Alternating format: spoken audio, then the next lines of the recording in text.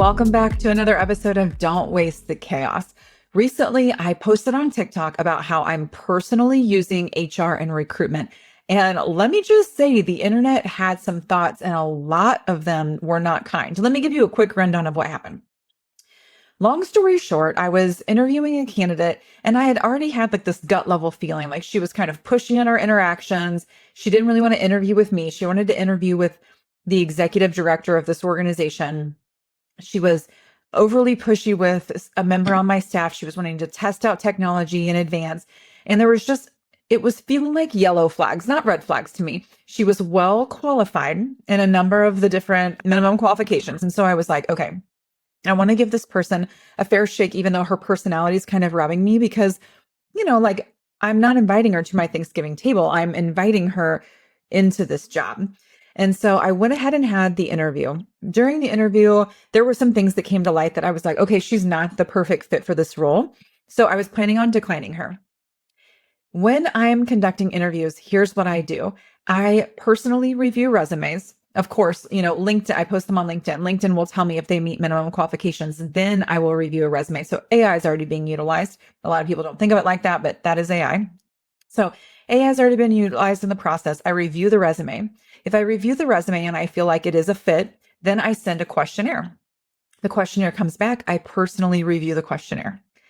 After that, then I determine, do they get a phone screening with me? It's a video phone screening, and I set it for 30 minutes. I don't want it to be overly long, just 30 minutes. I want to make sure that they can communicate and they can back up what I read in the resume and what I read in the questionnaire. From there, I send them on to my client and they make final call. So this is the process. After the interview, I pull down the transcripts from the interview, and then I open up an AI and I say, based on the job description, this resume, the responses from the questionnaire, and the transcript from the interview, make your recommendation on whether or not this person should advance in the process, synthesizing all data.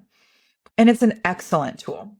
And to me, it eliminates some potential bias that I may have because I want to make sure, again, that I'm not saying like, oh, I don't love this person's personality and that's prohibiting them from getting the role. So I did all of that. And here's what happened next. When I pulled down the transcript, I was like, dang, this transcript is long. We only talked for 30 minutes. We must have said a lot of words.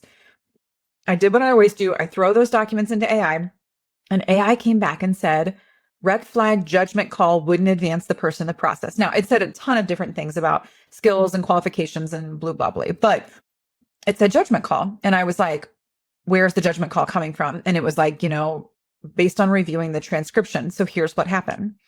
I do my interviews on Microsoft Teams.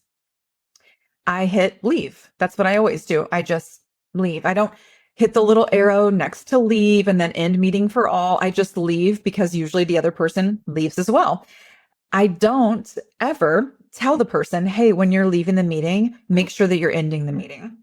I don't do that because I've never had this be an issue. And so I left the meeting. I assume that she leaves the meeting. And also I should note at the beginning of the call, I say I record this because we save the transcriptions from every interview. So I say that, and Teams gives a little disclaimer at the top too that they have to click out of, and I have to click out of. I've minded my P's and Q's is what I'm saying. I've gained consent for recording it. And no, I don't give like the technical, here's how you close out of a Zoom meeting or a Teams meeting. Never had to do that before. But here's what happened. After I left the meeting, I went on about my business and I literally forgot about the candidate. 2 days later, when I was getting ready to send a recap of all interviews I'd done that week to my client, I see this. She called a friend sitting at the desk in front of her laptop, which must have still had the Teams meeting open. And the first 20 minutes of the phone call, she bashed me. Now, I can handle a lot. I've got broad shoulders and I've worked in HR for over 20 years, and people have had some opinions on the way I've done business. I get it. People have a lot of scrutiny on HR. So she had a lot to say. She said that at the beginning of the interview, she'd asked me what my qualifications were and relationship was with the client, which I thought was interesting, but I let her know I've been working in HR for 20 years and then I went out on my own, blah, blah, blah. So she had looked me up. And while she was talking to her friend, she was like, she says she has 20 years experience, but she obviously doesn't. And she picked out a couple of reasons why she felt that way. And then she said, yeah, and she's a CEO of some company, like doubtful. Anybody can be a CEO. Like, she had some things to say. she mentioned that she had a couple of red flags in the interview process. So, like I said, based on the qualification, she wasn't the perfect fit. But then when I saw that, I was like, gosh, dang, I don't even know why she'd want to move forward with the process, because not only did she have red flags for me, she mentioned a couple of red flags for the client. So I declined her, like I do for every single I never just let people float off into space. I go back and I send them a message to close the loop, because I understand when you're applying for a job, it's exciting. You think about how it could change your life. And so I go back and I close the loop. She emails me back and pushes on me and says, is there anybody else I can talk to? And are there any other openings at this organization? And I just simply replied back to her and said that there aren't, because there's not. But it surprised me, because she was the one who had so many negative things to say. And then she was asking for a job. So there was just a lot going on with that. So I post on TikTok where I share a lot of different HR insights and data and controversial topics. I posted something like, hey, when you're leaving a job interview or any meeting, make sure your tech is closed down before you talk shit, is what I said. And what happened after that genuinely blew my mind. And my husband is weed eating outside of my window, if you can hear that. It'll end soon, and bless his heart, I love how hard he works. So what happened then is I posted it on TikTok and went about my business. And a few hours later, I opened up TikTok again. I've got over 20,000 views. I've got hundreds of comments, hundreds of likes, and about 100 saves on the post. And I'm like, wowie. People are probably really bashing this woman. Is what I was like, oh my gosh, maybe I shouldn't have posted that. I was very benign in the comments. There's no way that I interview so many people, and I've got clients all over the US, that I didn't do anything that was descriptive, because I wanted to maintain confidentiality. And I wasn't trying to shame anyone. I was literally trying to remind people to shut their technology down correctly. No, people are ripping into me. How dare HR utilize AI? How dare I sneakily record someone's interview and their call afterward? How dare I not shut down the meeting correctly? How dare I not tell her how to shut down the meeting incorrectly? I mean, over and over, hundreds of comments. I'd say out of over a couple hundred comments, maybe 7 were positive about like, hey, I love that you're using AI in this way. Like, I need to do that in my organization. But the vast majority were ripping into me.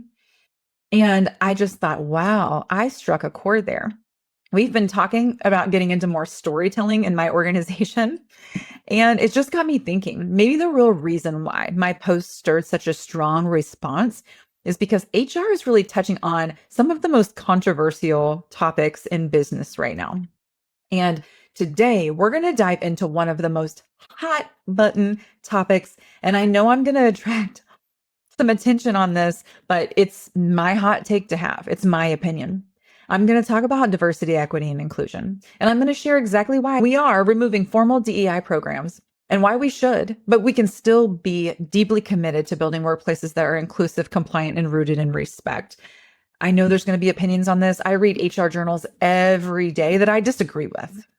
I disagree with their take. I disagree with them bashing the president on this. I disagree with a lot of it, but I'm going to talk about this today. And I think it's just time to shed some light on it. I have been representing employees and employers for well over 20 years in this space. And one of the things I pride myself on, and one of the reasons why I am so successful, is because when I'm talking to an employer, I can give them the perspective of an employee. And when I'm talking and coaching to employees, I can help them understand the way the sausage is made in the business and why we have to care about the bottom line. So DEI has become such a flashpoint in business, and I just want to get into it. So for some context, DEI programs really surged after 2020. I've seen them in some larger organizations before that, but really after 2020, corporate spending on DEI initiatives grew by almost 50% between the years of 2020 and 2022. And I found this in a McKinsey report that was published in 2022. But many companies, as you likely know, have pulled back. DEI-related job postings have dropped 44% in 2023 alone, and that was reported by Harvard Business Review. These programs have become lightning rods. In fact, Gallup found that 52% of U.S. employees believe that their company's DEI statements are just for show. So it's curious to me. The statements have been just for show, but we're mad because we're removing them. Just very, very interesting. What does this tell us? Employees don't necessarily need another DEI committee or a mandatory training. What they want is for leadership to show fairness, consistency, and respect in action, not just in slogans. So getting caught up about the fact that these are getting removed, I'm calling into question why they were ever put in place in the first place. Now, I get it. Sometimes we have to put things in place to bring awareness. I understand. If you conduct a first-time sexual harassment training in your business, the odds are so high that your reports of sexual harassment are going to go through the roof. Why is that? Maybe because people in your organization truly didn't know that they can't sexually harass one another. Odd, but maybe that's the case. Maybe it's because people in your organization have been sexually harassed, but they didn't think that you cared, and now they realize that you do. Or people have experienced something like this, but they've never really had a formal reporting structure, or they didn't really know what all it encompassed. So there's an uptick. That happened with DEI as well. We really didn't have a ton of energy around it. We implemented the programs. I think in a lot of ways, for good reasons, we implemented the programs. But now we're seeing a swing back because we've seen some negative consequences. Here's the risk of a formal DEI program, in my opinion. DEI language often becomes politicized. It becomes about gender identity or reproductive health care or pronouns. And these are culture war flashpoints, right? People are very polarized on these. Policies framed as value statements rather than compliance tools often put HR right in the middle of this. So we're saying that they're part of the values and we're saying they're a part of compliance, but really we're getting to the root of people's belief systems. And do we think that as an organization, we need to be in control over that? Just as much as do we think the government needs to be in our business all the time? I don't know. It's putting HR in the middle. Cancel culture is adding a ton of fuel for this. Leaders are so afraid of saying the wrong thing. But from a marketing and branding perspective, the more clear you can be about your hot takes, the more you're going to draw in the people who are aligned with you and repel the people that aren't. So we want to be able to say the hot take and declare niche and all of that stuff, but then we're worried about cancel culture. And this is just tough. It's super tough to navigate. It's chaotic. A 2022 SHRM survey found that 40% of employees say that political discussions at work make them feel stressed or anxious. What happens when employees are stressed or anxious? They're not able to bring their best, and we're not able to get their best. So here's a takeaway. Our role in HR isn't to force agreement on these topics. It's to build frameworks where businesses can run smoothly, where laws are followed, and employees feel safe to work without fear or these distractions. So what can you do instead? Whether you're pissed that DEI is being formally removed in workplaces, or you're pissed that it was there in the first place, what can we do instead? I want to give you some practical HR approaches where we can address these. We need to anchor our policies in compliance and not politics. What do the laws say? Not you're a good person or you're a bad person if X, Y, and Z. We need to protect employees through very clear anti-discrimination, anti-harassment, and leave policies that are legally required and are values-based. We need to encourage our managers to hold space for differences without forcing a consensus. It takes all of us to make the world go round, and we all think differently, and there's nothing wrong with that. And thinking that we need to make everyone think and feel the same way is bananas. And it's actually like causing the opposite issue where we're having groupthink because now everybody has to think the same way. Here's an example. Instead of a DEI statement, strengthen your non-discrimination policy.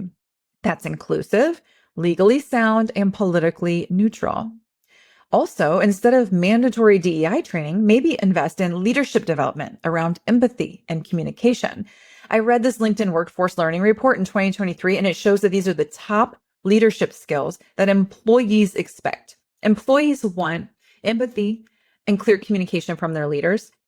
That's the top things that they're wanting to see. So let's focus on those things.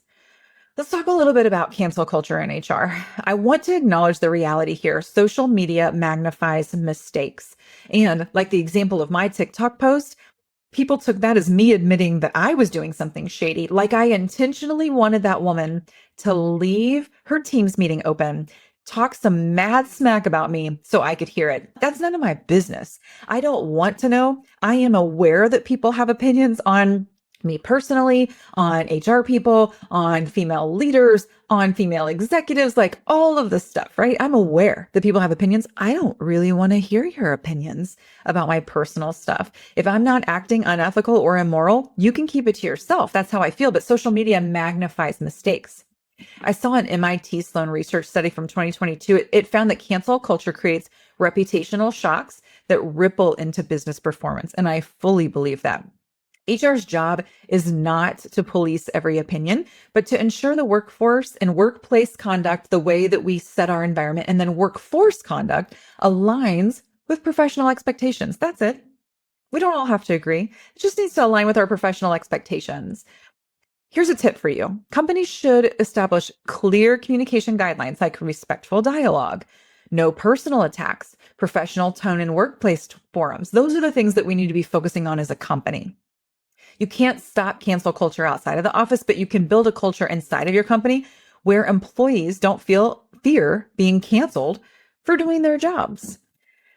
Let's talk about how we do a balanced path forward. Removing DEI programs does not mean removing diversity, equity, and inclusion. It means embedding these principles into how we hire, how we promote, how we pay, how we lead, how we discipline, how we terminate. The whole cradle to grave process of HR. We don't need a separate policy for DEI. DEIB, whatever you want to call it, diversity, equity, inclusion, belonging, if you've never heard that one. We went from DEI to DEIB to nothing. We need to embed those principles into all of our practices. Inclusion isn't a program, it's a posture. So we don't need a program for that. We need to embed it into all of our processes. If you're a business leader feeling pressure to pick a side in today's cultural debates, remember this. You don't need to be combative, but you do need to be clear. Protect your people, protect your company, and model calm leadership in a very, very noisy world. So I know that you may be listening to this and you're waiting for me to take a clear side. Here it is. We don't need DEI programs.